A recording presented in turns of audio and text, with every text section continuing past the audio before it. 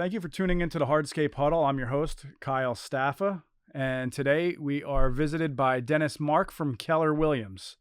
Thank you for joining us. Thanks for having me. Today's podcast, we're going to talk a little bit about the real estate market, not just here at the Jersey Shore, but hopefully nationwide. Mm-hmm. Hopefully you get to teach the listeners, whether they're homeowners or contractors, about how curb appeal and the outdoor living spaces all tie together into a better home value. Sure. So whether you're thinking of selling today, tomorrow, 10 years, we're going to try to teach the listeners how to recoup that money, because we're in the middle of a backyard makeover now, and, a pool and a brand new living space add up fast. Absolutely. Faster than being in the business, and it adds up faster than I ever thought it would be. Oh, yeah. So yeah. So tell me about yourself. Where's your brokerage at, and what you're seeing in the market? So I am a 5-year full-time agent. I've been licensed though for quite some time. My whole background's building, remodeling, family business, that kind of thing. Yeah. So currently, and for the foreseeable future, we're in Point Pleasant. My office is Ocean Living, Keller Williams Ocean Living. Okay. That's where I'm at. I personally live in Beechwood, and very, very close to the right near the shop. Yep, right near the shop.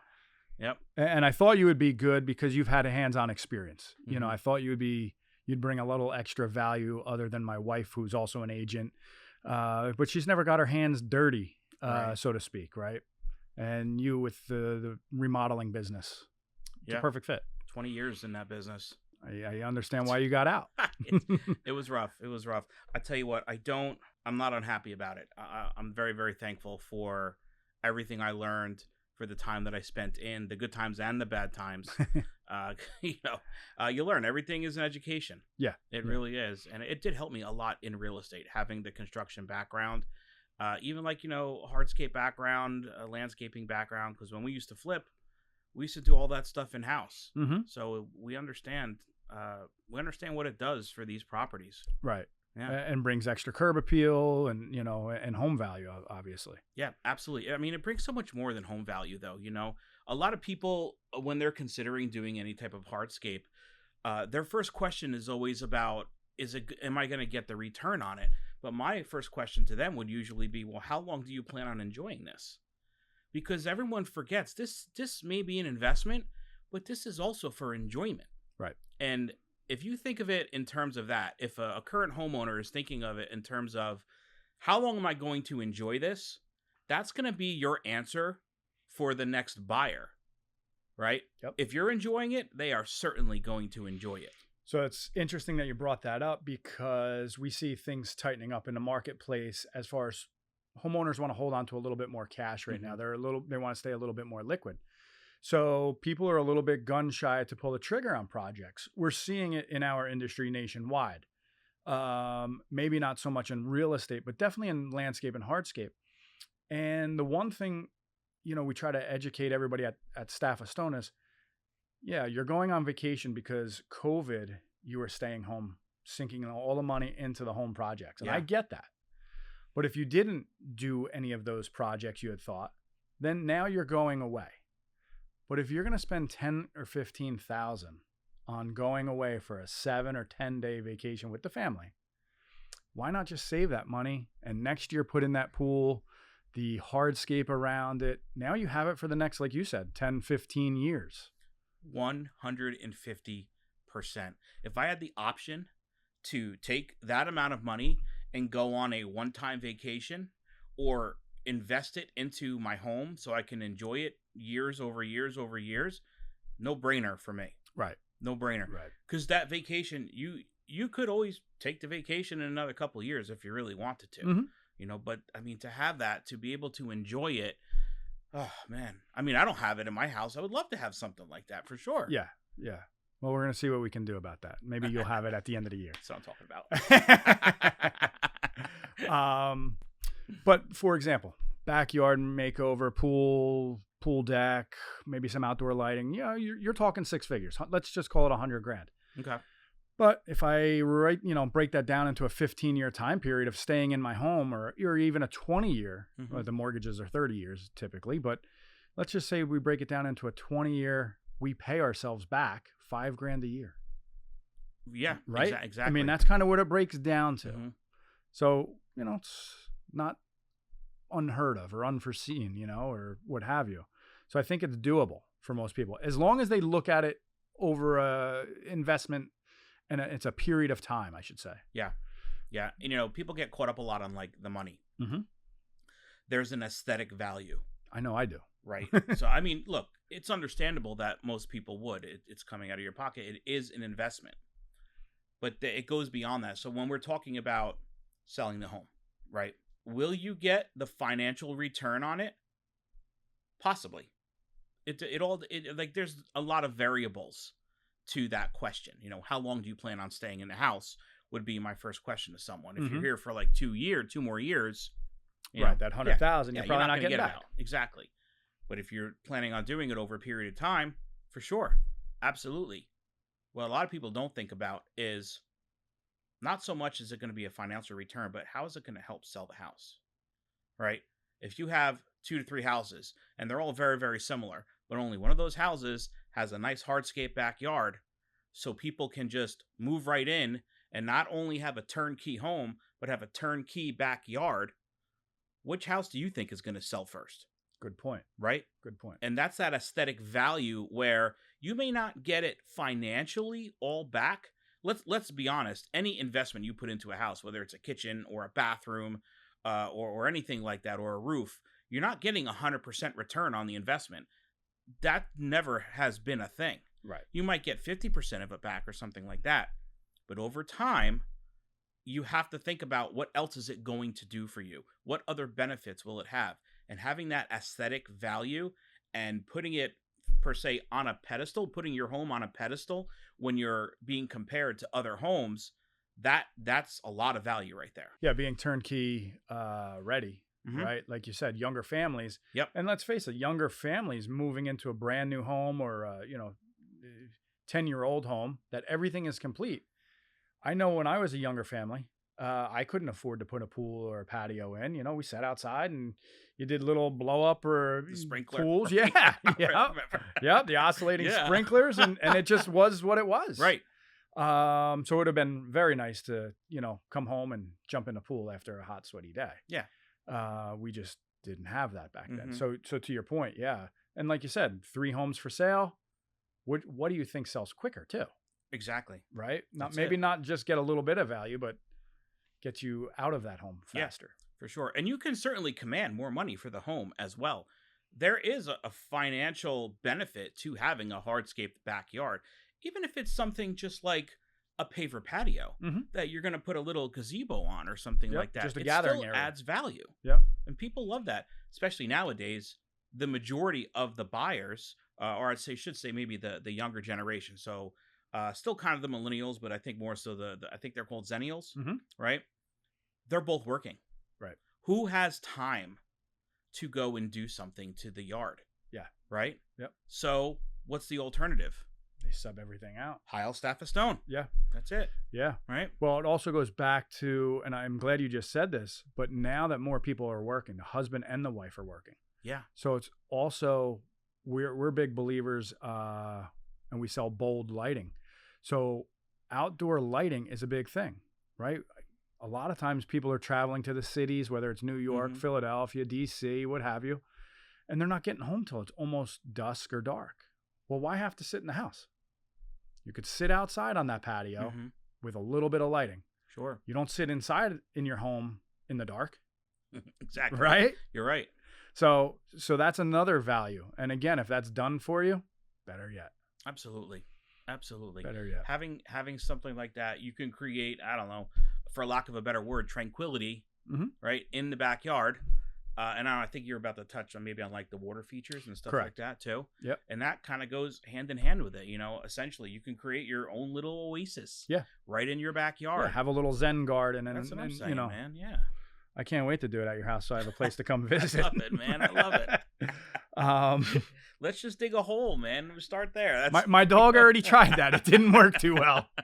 So let's talk quickly, or not quickly, but let's touch on market trends, right? What are you seeing nationally? What are you seeing in the New Jersey market? So the New Jersey market right now is probably one of the only states, if not the only state, that is still seeing a surge in home values increasing. Wow. And home sales increasing as well. Aside from last month, home sales are actually down last month, not significantly. Primarily, we could say like Ocean and Monmouth County. I brought some stats here, so I'm just going to look at them. So closed sales last month, and this is May because we're still into June. Single family homes, May 2024 in Monmouth County and Ocean County. Sales in Monmouth County were down 9%, but sales in Ocean County were up 3%. Okay. Okay. The reason why we're seeing that is because Monmouth County is getting super expensive to live in. Everyone is migrating further and further south in New Jersey now. Right. So now Ocean County is starting to get that, and they're seeing that little surge. Whereas 5-10 years ago, Ocean County was like, nah, we could do without it. Mm-hmm. Everybody wanted Monmouth County. Mm-hmm. You know, Howell was like a still is super popular. Right. Red Bank. A little bit more space in Monmouth County and what have you, you know. But you also get a higher tax bracket for that. Yeah. Sell prices still going up. Within the last year, Monmouth County, the sell prices increased almost 15%, and Ocean County almost 6%. Is that because of lack of homes? So it's definitely because of lack of inventory, but it's also because the buyer pool is so ginormous still.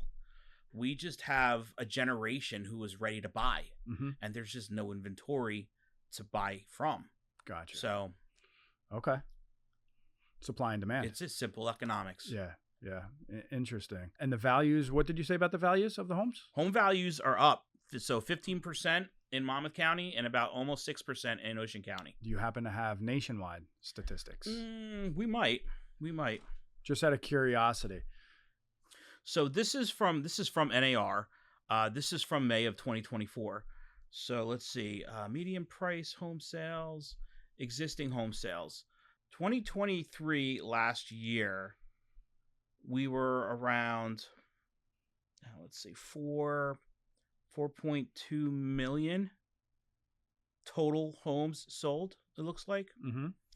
And that's actually down nationwide now. They're just hovering just above 4.1 million. Okay, but not down very not much at all. You're talking $100,000 home difference. Yeah. Within 12 months. Not that much at all. No, not at all. Very. That's quite interesting. So again, I would like, you know, the hardscape landscape contractors that are tuning in today to be able to use this as a sales tool.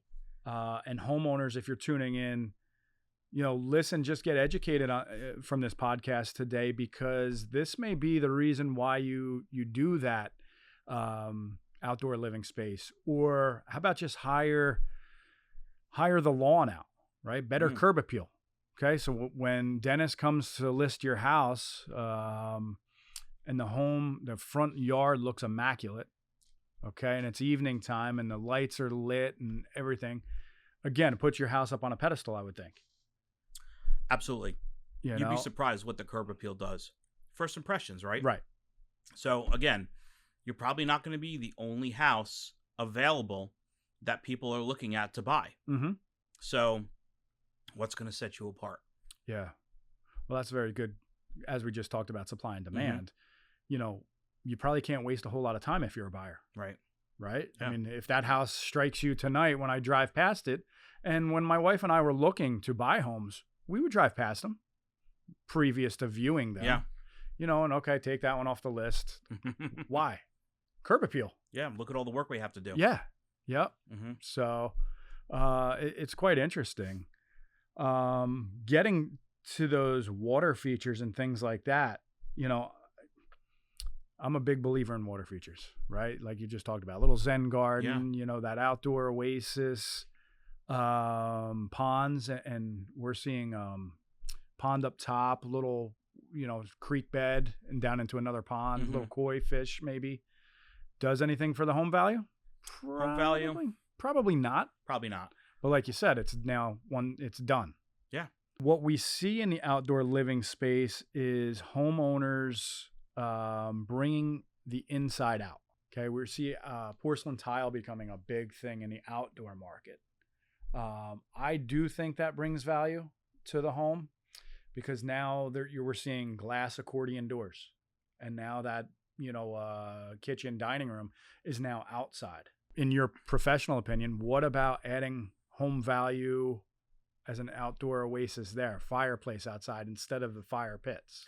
So I'm a solid yes on all of that, but that's going to be dictated by the area and the price point of the home. So I would be shocked if I found something like that on a home, like say $500,000 or less, right? Okay. So we're probably talking more getting into the higher price point or the luxury price point when we're doing that type of work to a home on the exterior. Okay. Because that is a significant investment. Correct me if I'm wrong, but what we're talking about, if we're doing porcelain tile, fireplace, usually there's going to be like an outside kitchen or something at that point. Yeah. So, we are getting into the six figures and above to do something like that.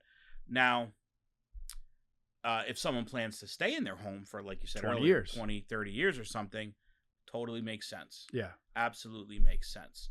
But I don't see it too much in anything 500 or below. Most of the time, you're into that more luxury market that you're going to start seeing that stuff. But it sells houses. It really, really does. To that point, and the younger family who may have a little bit of disposable, maybe they sold a townhome in the cities and they're moving to Monmouth, Ocean, maybe even Atlantic County.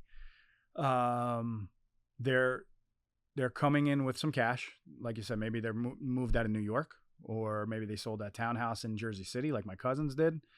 They came down to Middlesex County with a boatload of cash and redid the whole house. Yeah. Now they plan on staying there 30 years, right? So again, it applied to them. It was interesting to watch their thought process. The younger generations that are becoming homeowners, congratulations. It's a tough market. I'm glad I'm not you. Yeah. But they do seem to have more disposable income than, when I was their age. It does seem like they are making significantly more money, Yeah. right? Yeah. Is that Or maybe they're better educated on how to save it. possibly? Maybe that's it. What do you see in the real estate end of market trends as far as styles of homes? If I'm a homeowner, I'm tuning in, thinking about remodeling. I got 5 more years before I retire. What do you think I should do? I think we're in a transition right now. I would say like half the population is still on that open floor plan concept. Same thing on the exterior. Half the generation or half the buyer pool is getting back into the more cookie cutter style home. Really? Right, on the interior. I've been hearing it a lot more lately as I've been out on showings. People are like, yeah, I kind of like, I want a formal dining room. So that's whole coming back into play. I think what's happening is we're going to start to see people staying in their houses for a lot longer again. Because they're costing so much. I think so, and people they're trying to buy something that they know that they can be in for a while. And this conversation is perfect for that demographic because they are going to be there for a while. And like you said, it does appear that they do have that additional income to invest into the home to make it what they want. Right. So it does make sense. On the outside, I'm always seeing paver patios, right? That's a very, very big thing. Now, I don't know in regards to like taxes and things like that, how pavers come into play, but it's my understanding that they're considered a temporary structure, right? That is correct. Okay, so it's temporary, yes, as you can remove it. Right. It's not permanently fixed to the house. Right. Like a deck is bolted or lag bolted to the house, taxable. Right. Does it add a lot of tax value? That I'm not so sure, but I don't think it adds a whole lot. Yeah, I don't think it does either. I think it does help though with the impervious structure of a lot, right? Yeah. So each town, I'm glad you brought that on. Each town views things a little bit different. After Hurricane Sandy, we had a meeting with a bunch of the beachfront towns, and I was trying to sell them on more permeable pavers and different things like that. But some of the township engineers were pro, some of them were against. It was just too new at that time, So more and more people are getting involved in permeability and rainwater collection systems. Yeah. So Yeah, it makes sense. yeah. I mean, as the education comes out, I think more people will come on board. So something we just touched on that I didn't even think of asking you. Are you seeing more and more people become self-contained? Yeah. Meaning rainwater collection. Now they can water their gardens or irrigate their lawns or So funny you're bringing this up. I'm on this like landscape kick lately about how I can make my house more aesthetically pleasing and also collect, rainwater, things like that. Because they have all these cool things now. You hang them, you have the rain chains. the rain chains that act as leaders now. Yeah. They come into a barrel. You have all these decorative barrels to collect the water. And then people are starting to use all different types of stone. Come on, Dennis. I know you. You know you're using whiskey barrels, right? And there's only one way to get that whiskey barrel empty. 100%. Yeah, and then now they're like swaling the stone to create a path for water and all this stuff. And I'm like, this is fantastic. Why didn't people think of this years and years and years ago, right? Certainly. Yep. Yeah. Yeah, it's all coming into play. All of that. Yeah. Yeah, and it's all design feature now. It's all based around design feature. Yeah, I mean, I guess there is some architects designing in more intricate living areas. What about solar? Since we're on this kick, and it doesn't apply to my business. Solar is a tangled web. Okay. I think now that the market is starting to, even though prices are up, even though sales are still at all-time highs, I think solar that's a 50-50 thing, to be honest with you. Half the population is like, yeah, I don't mind it. And half the population is like, I don't want that on my roof. It's ugly. Like literally that is. Yeah, I get it. Right. And I'm sure you've heard it too. Yeah. I think that if they started coming up with more affordable ways to put solar on the property, but not on the structure, they would have more sales. Me personally, I don't want solar on my house. I just don't want it. But I wouldn't mind setting it up somewhere else on my property. Right. But it's super expensive to do that. Yeah. I don't disagree. I do think it is ugly. They've got to make something that looks like a roofing shingle be solar. Well, they are actually. It's in the process. Yeah. But I just don't think it's there yet. Right. I like all the other solar stuff though. Like when you're doing fences, and you have like the solar powered lights on top of each of the posts. Or sometimes we see the hardscape rocks or something, and they have the built-in light in them, right? And that's solar powered. Those, amazing. Love them. They're self-sustaining. Yes. So why wouldn't you want to invest in something like that? I think it's definitely a good value. I mean, they're usually pretty inexpensive. You're putting up the fence anyway. Put the nice decorative cap on there. We sell a low voltage lighting. Costs very little to operate, but what we're seeing is some people put solar panels to them. Oh, okay. Okay, so that now they're powering that, to their solar system, to their low voltage system. Again, it doesn't draw much anyway. Most of those lights are LED. Yeah, but it's just something interesting to think about. It's very beneficial. The solar. I do see the value in it, but there are a lot of people, myself included, we just cannot get past the aesthetic imprint that it leaves. Yep. But I remember it used to, then, once you get approved for your mortgage, then you had to get approved for the solar systems. I don't know if that's still the case. It's still a thing because they run your credit. So I think everyone essentially gets approved as long as, I've never gone through the process, but any deal that I've done that had solar, I know that the new buyers had to go through a new check, a credit check to make sure that number one, they could afford it. But number two, their credit is what dictates the interest rate on the panels. So the payments could essentially change. Interesting. Right? If the current homeowner is paying $100 a month, that doesn't mean the new owner is paying $100 a month. Right. It could go up. It probably most likely could go up or stay the same. I don't see it's never going down. down. It's never going to go down. No. Getting back to the market trends though, very modern, or, you were saying open concept and stuff. I see, especially in the beach towns, the homes are getting a little bit more modern looking, almost as if they're California-esque homes. You see that happening everywhere, or just kind of here in Ocean County? I really only see it more, like you said, in the beach towns. What I'm seeing out, we can call it inland, more landscaping mixed with the hardscape. So we're seeing a lot of fire pits. Yep. built up hardscape fire pits being built in with seating. Yep. Hardscape seating. We're seeing a lot of that going on. We're seeing walkways. We're seeing gazebos being built on top of pavered platforms. Well, that goes back to last week's weather, right? I mean, there's 100+ degrees, and those pavilions next to the outdoor kitchen, man, keep the shade off of you. Oh, they're wonderful. Oh, yeah.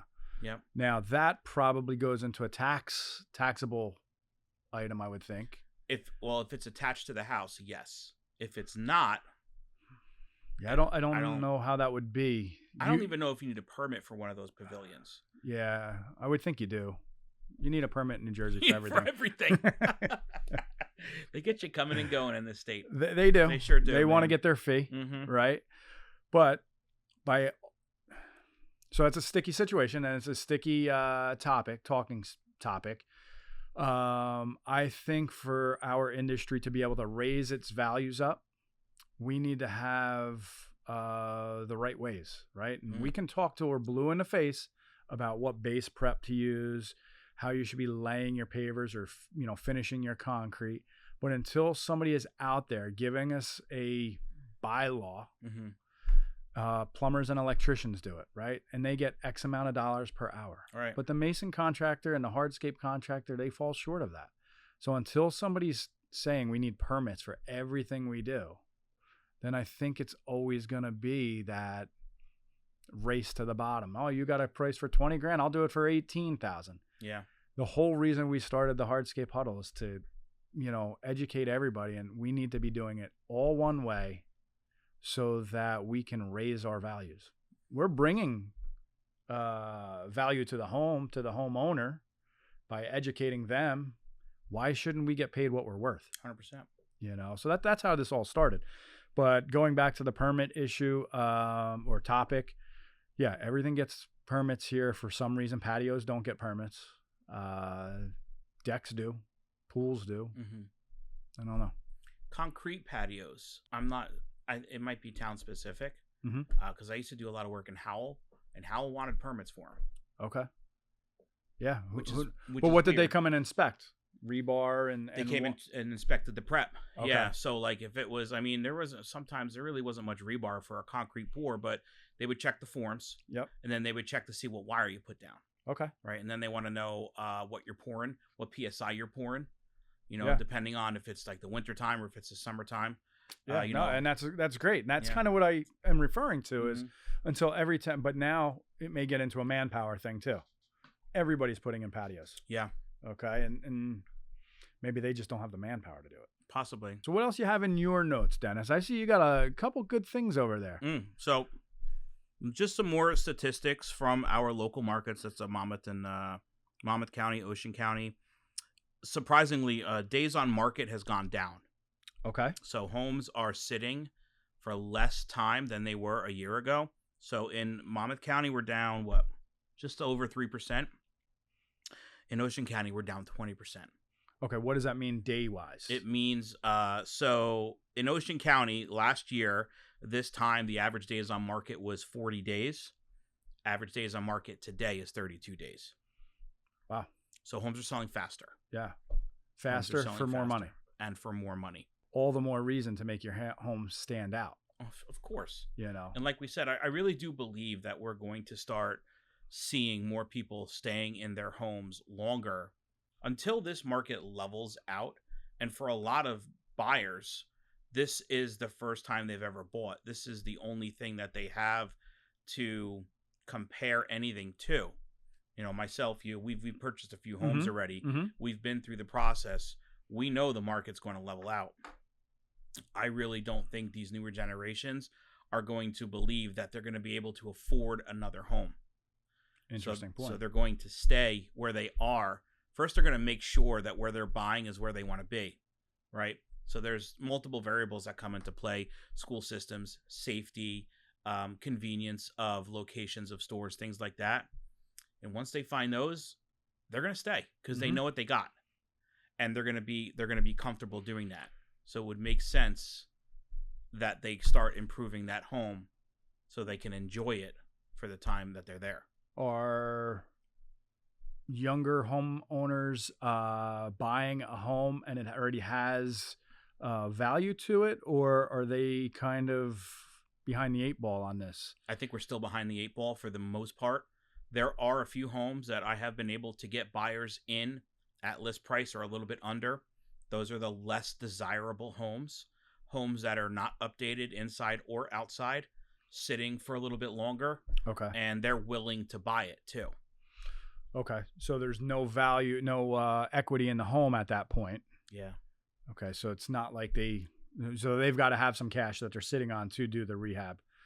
But is there still loans out there like a 203K that people can buy? Or you can do 203K. I don't know if it applies to Hardscape. Well, that was my next question. That's an interesting question. We would need to check with a lender on that one. But there are additional programs out there, additional loans where you might be able to get some additional money. It may not be through the mortgage itself. It might be like a separate loan or something like that. Naturally, you have to have the credit and the debt to income ratio to qualify for these things. Right. But the availability is out there. And if it isn't out there, there are always plans to put you on a path to get you there faster, if it's a priority for you. So there's a couple hardscape companies out, Techo Block, which I sell, Unilock again, which I sell. You qualify for the home, do your needed repairs that are on the inside, of course. But then when it comes time to the outdoor living, they partnered with some banks that offer financing. Now it's not going to be the 2.9 or 3.0 rate. It's going to be a little bit higher. Sure. But if you've got the income and the debt to income ratio, then you're golden. And there's a couple contractors out there having pretty good success with it. I think that's amazing. If you can offer financing, I think that would significantly increase your business. For sure. It does cost the contractor a little bit of, I don't know the plans, inside and out per se, but some guys are having success with it. Why? Because of just what you said. Yeah. Maybe they find a home in the desirable area they want to be. But the home was owned by, grandma and grandpa, and they let it go. Yeah. Where they lived in it for 40 years and they're like, everything still works. There's nothing wrong. Right. Yeah. How many times do we hear that from that generation? Yeah. There's nothing wrong with this house. Everything still works. The toilet's still flush. Yeah. Nothing's loose. Yep. 100%. Yeah. So it's interesting how that happens. So if you're a buyer and you're tuning into this, maybe, you're thinking of adding hardscape to the backyard. How do they make themselves stand out to the seller? Is there a way? Absolutely. There's tons of ways to make yourself stand out to the seller. The first thing you need to do is call an agent like myself. And I'm not tooting my own horn or anything like that, but there is a difference in real estate agents. You know, it comes with experience. Me personally, I get to know the other agent, and I get to know them well. Not only them, I get to know about the seller. There's a lot of questions that I ask before we even go and see the home. So this way, while I'm walking through this home with my clients, I can educate them not only on what we're seeing, but what I found out. You already know the house. I already know the house, and it's not that difficult for me to figure out a house once I walk in. I mean, like I said, I've been working on them since I grew up. Right. 7 years old, on the job sites with my dad. Literally grew up in the life. But walking through a home, very, very easy for me to paint that picture for the buyer. Yeah. And staying in the hardscape landscape business, that's how to sell a job as well. Yeah. Teach the homeowner what the vision is, and maybe they can't afford to do all the whole backyard today. But if you structure your plan to, hey, phase 1 is your backyard patio.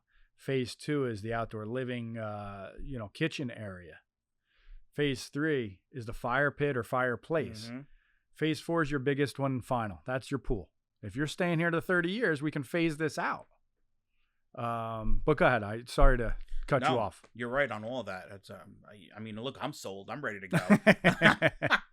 So, yeah, the first thing would be to make sure you have the right realtor working with you. Go interview different realtors. Don't just Don't just be like, oh, I found this guy, he's really nice, or I found this girl and she seems to know what she's talking about. You'll know when you find the right realtor. Okay. Interview 3 to 4 realtors. Different brokerages. You'll know when you find the right one. Gotcha. It'll just click. And sometimes it's not because of the value they bring to the table. Maybe it is because it's their personality. Maybe that's what's most important to you. Mm-hmm. But I will tell you this, personality is not going to win you that house. Gotcha. Okay. We're all good people. I've never met a realtor that's just like a total like meanie or something like that. Right. Okay. Now look, they're out there. I'm just saying I haven't met any of them. Yeah. But for the most part, we all mean well. I would like to assume we all got in this business. Yes, naturally for the money. That's why I became a realtor. I heard the money was great. But especially like being with Keller Williams and learning through the years, my job is to assist, to advise, and to help. Okay? If I can't do those things for you, then I'm not doing you the right service. And with that comes my experience of getting to know the other side, finding out what's most important to them, building the rapport with that other agent, and overall just negotiating on our behalf in a way where it's a win-win. If the seller wins and the buyer wins, that's a good deal. Yeah. And that's what we should strive for all the time. Mm-hmm. Yeah, I don't disagree. Yeah. You like to be a buyer's agent or a seller's agent, or it doesn't matter? It really doesn't matter. But if I had my preference, I would probably be a seller's agent. And that's more along the selfish lines because I don't have to do as much driving. Price of gas, price of tolls. I'm saving the wear and tear on the Jeep. Yeah. I do enjoy both a lot. I do like being a buyer's agent because that's really where I get to showcase how good I really am. Mm-hmm. You know, Good. and it takes a lot of patience to work with buyers sometimes. Sometimes, you know, you'll work with a buyer for an entire year and you still haven't found the right one. Now, should the buyers get pre-approved? Is that, you know, making them stand out or? So in this market for the last couple of years, you have to. Okay. You really shouldn't even be looking at houses. It shows how long ago I bought my home then. Right. So the big thing though is people really don't know what their finances are. They think they know what they can afford, but that pre-approval is going to tell you exactly what you can afford. Well, that's a good point because when I bought, the interest rates were in the 2s. Now they're where? 7s? We are just under 7. We're like 6.87, something like that. 6.78, right around there. Okay. And we're probably going to hover there for the remainder of the year. You're not going to see a price drop probably. Don't quote me on this, but from what we're hearing, there might be one price drop this year, and it's either going to be at the end of the year or the beginning of 2025. So it doesn't look like the election is going to have any type of effect on the rates dropping. You know, usually on an election year, the current administration drops interest rates, drops gas prices. We don't really see that happening right now. Mm-hmm. It could change, but based on what we're hearing, based on what the Fed is talking about, doesn't look like it's coming. So that goes on affordability, of course, right? Because what you could afford on $100,000 salaries now a lot different than it was 18 years ago, maybe something like when I bought my home. I'm not too worried about affordability. I always tell my clients, I say, don't worry about what the interest rate is. Worry about what the monthly payment's going to be. Because you can always refinance. There's a lot of different ways to make the payment affordable. If you have a good team working with you, that means a realtor and a lender, right?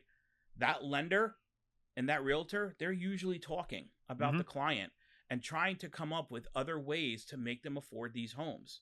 It's not just, okay, it's this price and this interest rate. There can be a lot more to that deal. That lender can turn around and be like, okay, I can do this. I can drop this. There are ways. That's strategizing. That's all it is. And again, if you have the right people working with you, they're going to bring that to the table for you. So I was just going to ask you, I assume you have your own preferred lenders. Yes. So if I'm a new home buyer, I like this house in, in Bayville. I come to you first. My wife and I interview you. We decide to go with Dennis.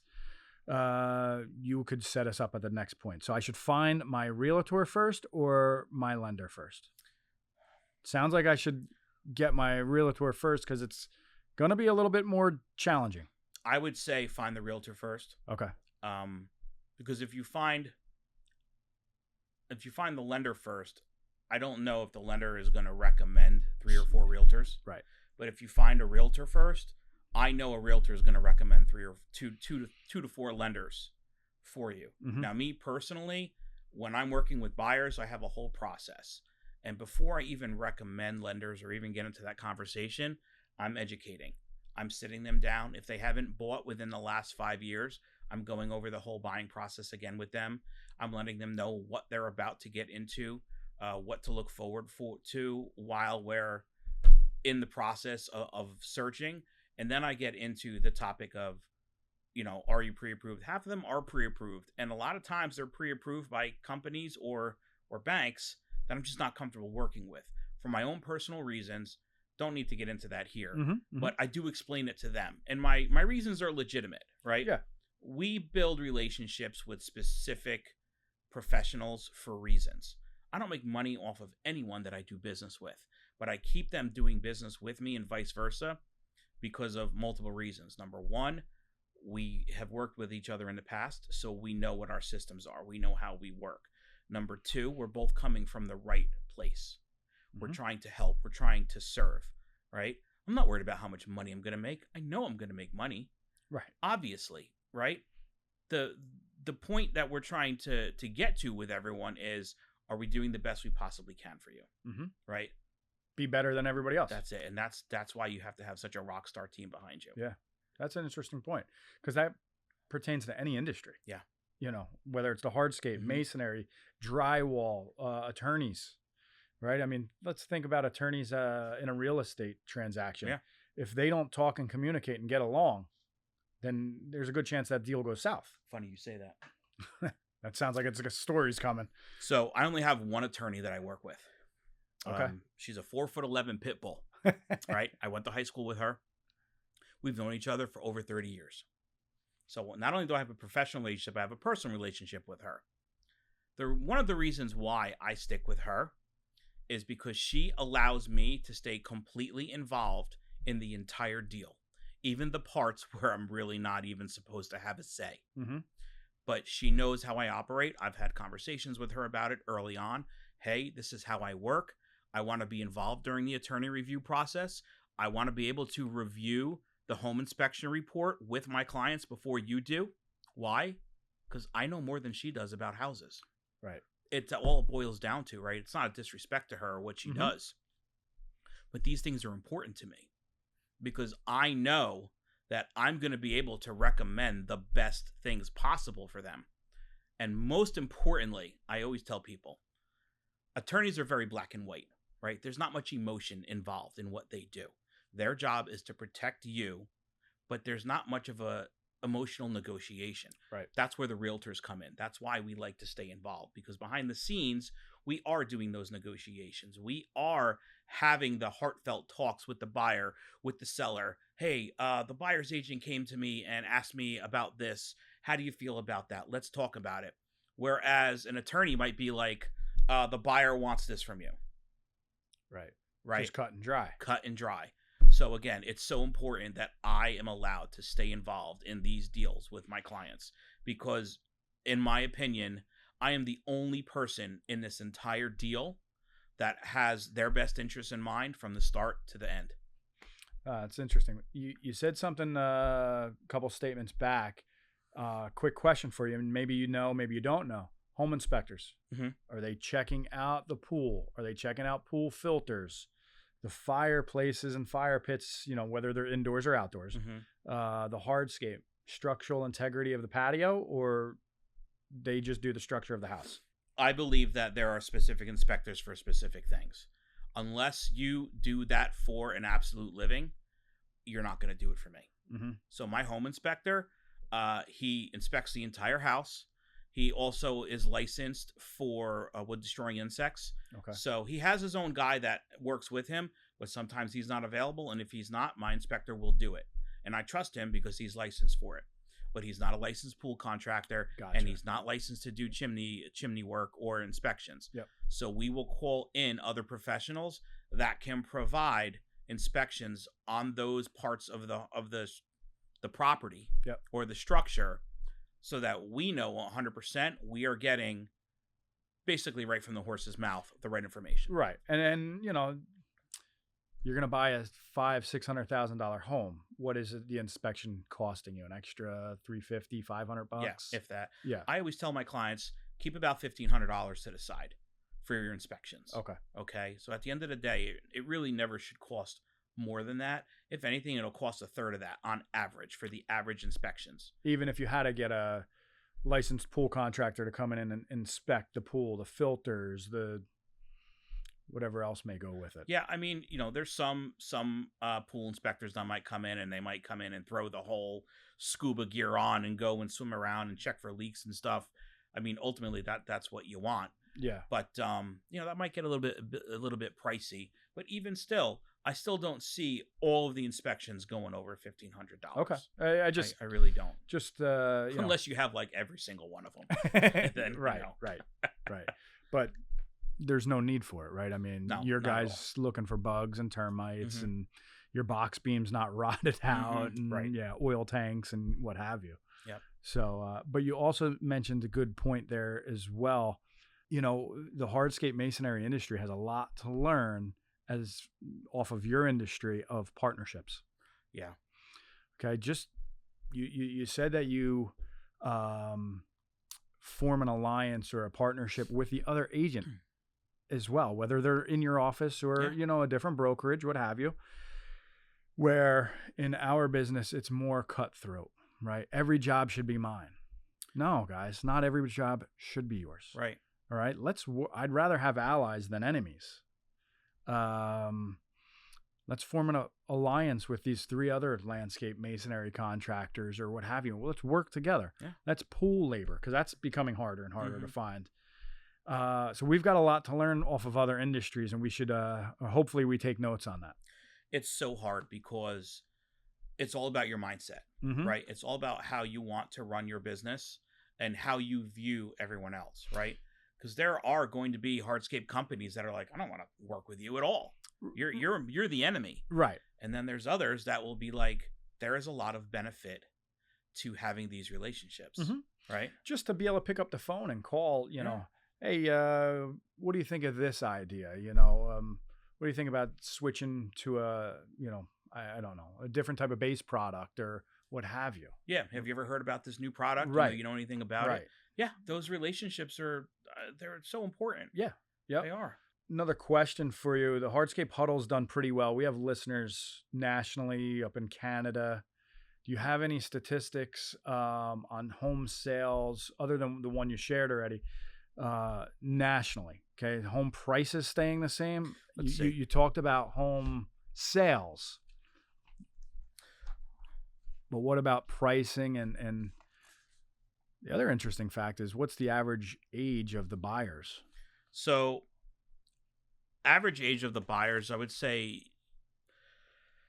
the majority of the buyer pool right now is in the 30 to 50 range. Yeah. Okay. We started seeing a little bit of like an exodus from New Jersey, but just as much as we've seen the exodus, we've also seen people coming in from the north. So the New Jersey natives are moving out, and people from the north, whether they're in New York or mm-hmm. Connecticut, it's just getting too expensive there. Yeah. It seems like they're coming to New Jersey. Yep. So here's one nationally. This is a percent change in sales from a year ago to today. So we are 22%, little over 22% higher on $1 million plus homes. We are just about 13% higher on the $750,000 to $1 million homes. 7% higher on the $500,000 to $750,000 homes. That means there's more millionaires. It just, what that means is that the price point are going up higher. Yeah. Yeah. $250,000 homes to $500,000 homes, sales are up 1% higher. So more people are buying those bigger homes. Yeah. With all the luxury amenities. I mean, it makes sense based on what we were talking about earlier. Yeah. People are finding homes that they want to stay in for longer. They need to stay in for longer. Yeah. They're, If they're paying that kind of money, yeah. Like you said, they're staying in it longer. The pool's either there already or they're putting it in so they can stay that 30-year Yep. Term of the mortgage. I don't even know. Is there mortgages longer than 30 years anymore? Or? There is a 40-year loan. Wow. No one really recommends it, but there is a 40-year option. I might need that for my boat. I haven't seen one, but I have heard of one or two of them being done. Interesting. Yeah. But that's pretty good statistics nationwide, though. Yeah, it is pretty cool. Here's a cool one. So these are sales by price range. So basically, these percentages are the amount. If we had a whole piece of the pie, each one of these percentages are a piece of that pie, right? So the $750 to $1 million price range only account for 8% of the total sales. Okay. The biggest is the $250,000 to $500,000 price point. That accounts for 44% of the total sales right there. So if I'm tuning in and I'm a hardscape contractor, that should be my target audience. There's a lot more of these people than there is the upper echelons. I think what you should be doing as a hardscape contractor, if you're seeing these statistics, you should start putting together options. Yeah. Full options that are already priced out with pictures and everything where, you can literally, that will sell. Yeah. That will Plan sell. A, B, and C. That's it. Plan A, B, and C. And again, if you get to C and it's, I don't know, a $50,000 backyard or a $30,000 backyard, you can always break that down and do part A to this year, part B next year, and part in the final phase, the third year. That guarantees you work year after year, or maybe it's even every 2 years. Yeah. But you're always staying in their face. I can't tell you how many times I have conversations with buyers, and they're talking about the backyards. Oh, I can't wait to do this, and we're going to do this, and we're going to do that. It would be wonderful if I could just turn to them and say, I got a guy for you. Right. I mean, I have the guy. Yeah. Right. But what I'm saying is other hardscape companies who are listening to this, go link up with your local realtors. Go find a couple of them. Yeah. Good point. Invite them over for dinner. I'll come over. I eat. Likewise. But yeah, you should be strengthening your alliances. You should be building your vendor portfolio. Great you said that, because earlier in the season we had Paver Pete on from Techo Block, and he was saying form alliances with your banker, your attorney, your accountant, and maybe your realtor needs to be on there as well. Because if you create any type of relationship with a realtor, you're already going to have a lender coming in with you. And an attorney. Yep. And an inspector. Yep. But maybe more importantly, a builder. Ooh. Maybe that opens your door up to a brand new builder. Yeah. Okay. Because, and again, we might have been talking about this off camera, or maybe we were just starting, but permeable pavers, big thing. Okay, so now being here at the Jersey Shore, we have a little bit smaller lots than, especially in Ocean County versus like Monmouth County, Middlesex County. So we're seeing people have to do permeable driveways. All right, well, there are tax benefits to that too, don't forget. So if builders could have a landscape contractor in their back pocket and say, I'm building 13 homes, every driveway gets a permeable driveway. Oh. Maybe I don't need that retention basin. Right. Okay. Maybe I can build one or two more homes here. That's smart. I don't know. Just a thought. That's real smart. Yeah. It's funny you bring that up, because I'm going through something right now with a buyer of mine.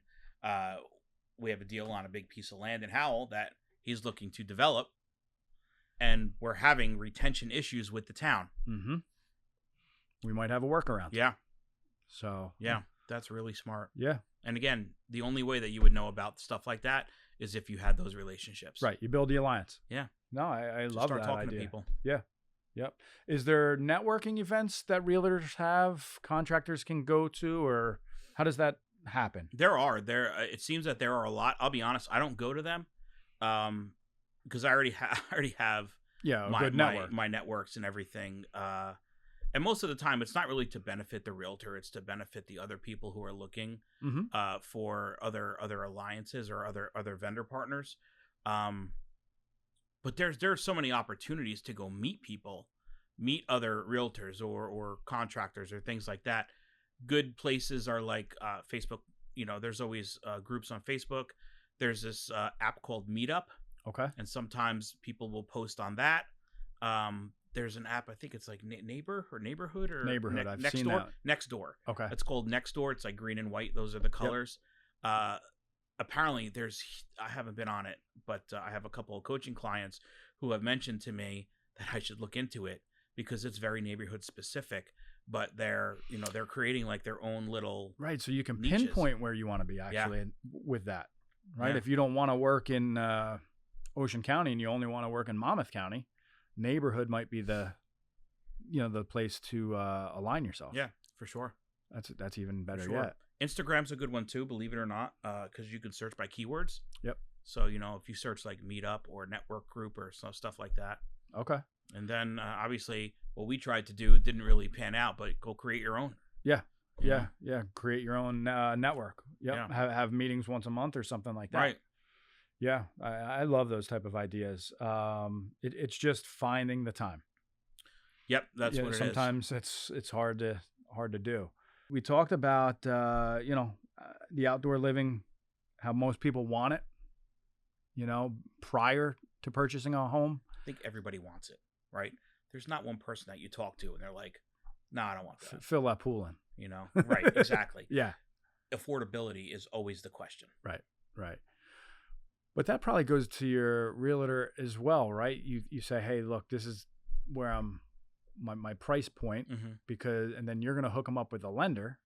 And this is basically a recap, but you're hooking them up with your lender buddy. And he says, no, you can go up to 550 or no, you need to stay in that 350, 400 range. Yeah. So, it's again, forming that alliance with your buyers or your sellers. Yep.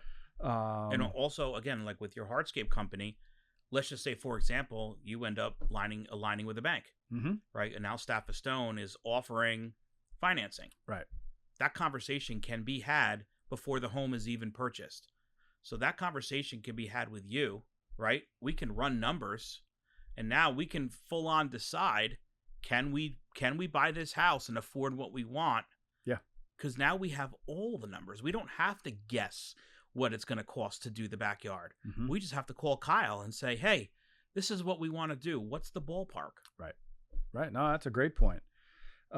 We talked about market trends nationally, number wise, and more homes are in that 22% more homes in that $1 million range than there was. Yeah. Which is kind of scary. You start talking about $1 million house, gets scary to me. It is scary. And the reason why is because you ask a lot of people, they're going to say, they really don't look like $1 million homes. Right. The price points have skyrocketed so much. Here's the funny thing, though. Pre-COVID, the average value of a home was actually below what it was supposed to be. So we follow this thing called the trend line. Okay. And the trend line basically tells us every 7 to 10 years, you're going to see an average increase of 4% a year on a home value. We were below that pre-COVID. COVID hit. Yes, everything exploded. But what people don't realize is that up until, I would say, 2022, we actually leveled out.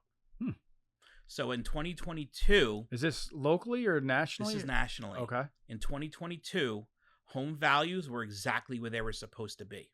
Wow. Now we're a little bit over that line. We're about 1.5% to almost 2% over that 4% year over year. So at some point, we may see a level out of the market, and we might see home values go down, but we're not going to see them go down a little bit. These values of all these homes, this is exactly where they're supposed to be. Yeah. Statistically. Gotcha. And again, it's going to be regionalized a little bit. New Jersey is going to be a little bit different than Western PA or Ohio might be, but nationally, that's where your averages are, right? Yeah. 4%. Yep. So real estate is always a safe bet. Always. And, like you said, no matter what if you're tuning into the program, no matter what you can afford, buy a home, refinance it if rates come down, get that pool later on, keep the curb appeal looking sharp, because if you go to sell in 5 years and, you know, the grass is a foot tall and there's weeds all over the place, I'm probably passing by and not putting an offer in on that house, or having Dennis schedule an appointment to come take a look. I agree, because we're not in that market anymore where people just have to settle for a house. Right. You know, 2020, 2021, 2022, the market was so hot, people felt, you know, they had FOMO, the fear of missing out. If I don't get this house, I'm probably not going to get another house. So let me go and buy this house. I don't care what the outside looks like. I don't care what the inside looks like. I just need a house. Yeah. That mentality is gone. Right. You know, we are leveling out in regards to the buyer mentality. So now they are doing drive-bys first. We do have a couple additional days to do some research, to do some due diligence on these homes, right? I finally have time where I can look at a seller's disclosure and not feel pressured to make a decision right then and there as to whether or not I want to buy the home. Yeah. So what you just said makes total sense. Curb appeal is certainly going to come back into play in regards to when the buyer makes a decision as to whether or not they want to buy the home.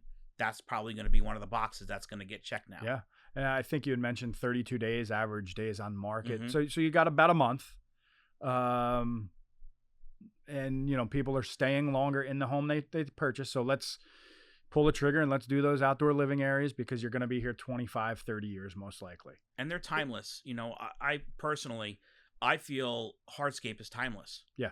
You know, it can be. Go back 20 years ago, if it was done properly, if it was done the right way, it's still going to look good. A little power wash here and there, you know, maybe fill in with the poly sand, with the sand again or whatever, and it's like brand new again. Yep. Yeah. So Dennis, Mark, how do people find you if they are in the market to sell or even to buy? So if you want to get me direct, call me, or even better yet, text me, 732-598-2672. I'm on just about every social media platform. I do have a fairly decent presence on social media. You can find me at Dennis Mark Real Estate on Facebook, Instagram, LinkedIn, YouTube. Nice. And my TikTok is Red, White, and Real Estate. That's because you're a veteran. That's so we even thank you for that as well. Thank you for that. I appreciate it. No problem. Again, thank you for being here today. I think hopefully we taught everybody a little bit about hardscape and real estate, how they do go hand in hand. Yeah. Hopefully the hardscape market or contractors learn something from the real estate industry as far as aligning ourselves, and not everybody's our enemy. Nope, we're not. We should learn to work together more often. Yeah. You know, the benefits of that far exceed trying to keep all your secrets to yourself. Right. That's right. Yeah. So again, I thank you. Thank you for your service. Thank you, sir. Again, thank you for tuning in to the Hardscape Huddle. I'm Kyle Staffa. Have a good night.